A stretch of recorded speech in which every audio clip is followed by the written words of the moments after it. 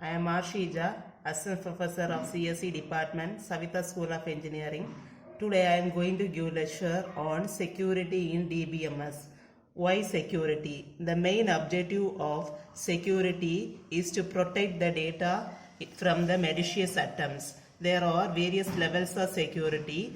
In database system level, only the specific users are allowed to access the data. The mechanism used here is authentication and authorization. In operating system level, only the super users are allowed to access the database. In network level, the encryption is used to prevent the data from eavesdropping and masquerading. In physical level, the lock and key security mechanism is used to protect the data from destruction.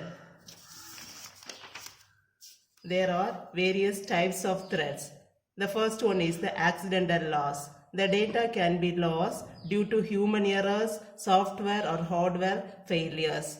The second one is the theft. Third one, loss of privacy. Fourth one, loss of data integrity. The data will get modified.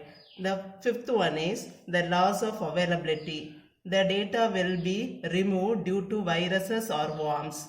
There are various database security methods. The first method is the secrecy. The information should not be disclosed to unauthorized users. For example, we will take a student and the student cannot examine the grade of other students. The second one is the integrity. Only the authorized user should be allowed to modify the data. For example, the student is allowed to view the grades and they cannot modify the grades. The third one is the availability. Availability is only the authorized user should not be allowed to deny the access. For example, we will take a college and college has student, clerk and the principal. The student is allowed to view the grade. The clerk is allowed to view and modify, and the principal is allowed to view, modify and delete. And the principal should not deny the access. Then authentication. Authentication is the process of recognizing the user's identity. Example, we will take Facebook. For accessing the Facebook, we need the user ID and the password. When you are entering the user ID and the password, the information will be validated from the database. So if the database contains the correct information, then the user is allowed to log in. And if the information available in the database does not match with the given entry, then the access will be denied. Then authorization.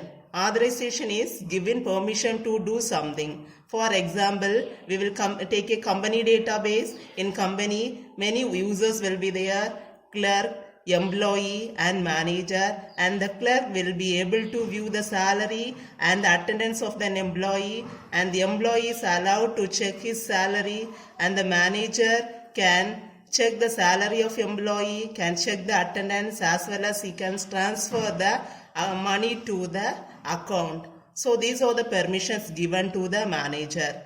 This authorization is represented in the form of an authorization graph. In the graph, the database administrator is taken as the root, and in the edges there are various users. And in this example, U1, if the U1 is revoked by database administrator, then U4 will lose its authorization, and U5 does not lose its authorization because it has a path from U2.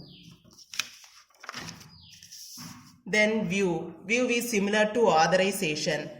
Then encryption. Encrypting the text or document using the encryption algorithms, and the algorithm information is converted into some code, and the encoded information is passed through the network, and this information will be decrypted by the receiver to get the original information.